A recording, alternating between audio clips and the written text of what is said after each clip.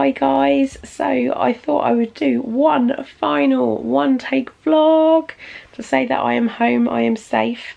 Landed this morning, had a pretty good flight to be fair. We did have a bit of turbulence. It was a little bit bumpy and the seatbelt signs were on most of the time, but it wasn't bad turbulence. There was probably, I don't know, 2 or 3 like moments where it dropped in your stomach. It was like, whoa! It's a bit like riding on the whole quad rip ride rock. It wasn't like that. It wasn't that bad.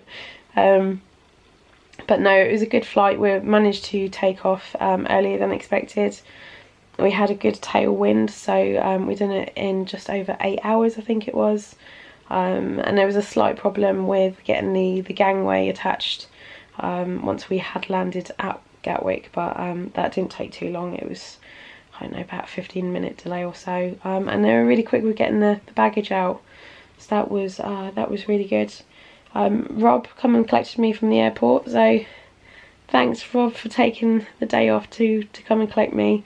Unfortunately he didn't stick around because I am poorly. I was jet lagged, so I literally just come home and the first thing I done was napped. So did have a power nap, and then I'm forcing myself to stay up. The time is just gone 8 o'clock, so I'm staying up as late as I physically can get myself to stay up. Try and force myself back into UK time zone.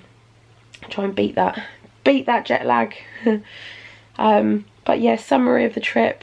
I don't even know where to start. It was absolutely phenomenal. Like, I cannot put into words how amazing this solo trip has been. I was probably the most nervous I've ever been going on a trip, considering it's my first ever solo trip, and it was quite a distance to go, 2 weeks on your own as well, and I was relying on people and contacts out there to kind of provide the support mechanism and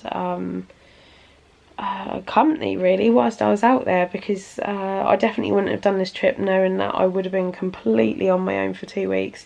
Still would have had an amazing time, but I think I said it in yesterday's vlog, it was it's been the people that have made it an absolutely incredible trip. Not just my friends that I was planning on meeting out there and I knew would be out there at the same time, but people I've met along the way, like new friends that I've made, even down to cast members at the theme parks, staff at Cabana Bay, even random people that I got talking to in queue lines, passing the time whilst obviously I'm stood there as a solo traveller on my own. They get talking to you, and so many people have just kind of taken me under their wing almost, and welcomed me into their little group, even if it was for say 15 minutes in a queue line. Do you know what I mean? It's been absolutely overwhelming, the amount of support and the warm welcome that I've received from so many people. It's been an absolutely incredible trip. I'll keep on scrolling through the photos on my phone, just like, oh my god, remember that day and done this, and just keep on smiling and laughing to myself. And that's literally just the photos that I've taken on my phone. I was taking hardly any photos, to be fair. Majority of the time I was vlogging on this camera, so I cannot wait to review the footage for the vlogs and start editing them. There's so much just amazing memories and experiences to come. Yeah, can't wait to start cracking on, start showing you guys. But yeah, for now, that summarises my 2017 Florida trip. I am hoping to go back next year. Nothing is booked yet, but fingers crossed. There are talks, I'll just say that, there are talks of going back next year. It'll be a slightly different trip. I don't think I'll be on my own. The plans are at the moment I won't be on my own. But if that does all fall through, then I'm going to do everything I possibly can to get back next year. Even if that does mean another solo trip, I would happily happily do another solo trip. So if anyone's got any questions about going solo in Florida, what I recommend doing, problems that I had along the way, even like down to the fears and the concerns that I had before I was out there, like for example driving on my own out there. I've driven in America before, so driving on the other side and all the I say all the controls, steering wheel and everything's on the other side of the car, a little bit daunting at first. And not gonna lie, I did have a panic moment this trip when I booked a compact car and I ended up getting a minivan, a 7-seater minivan, so it was much bigger than any car that I've ever driven. And being completely on your own, and then TomTom takes you to some random place, and it was only through recognising where I was and getting my bearings and going, hang on a minute, the Orlando Eye, what is it doing there? That should not be there.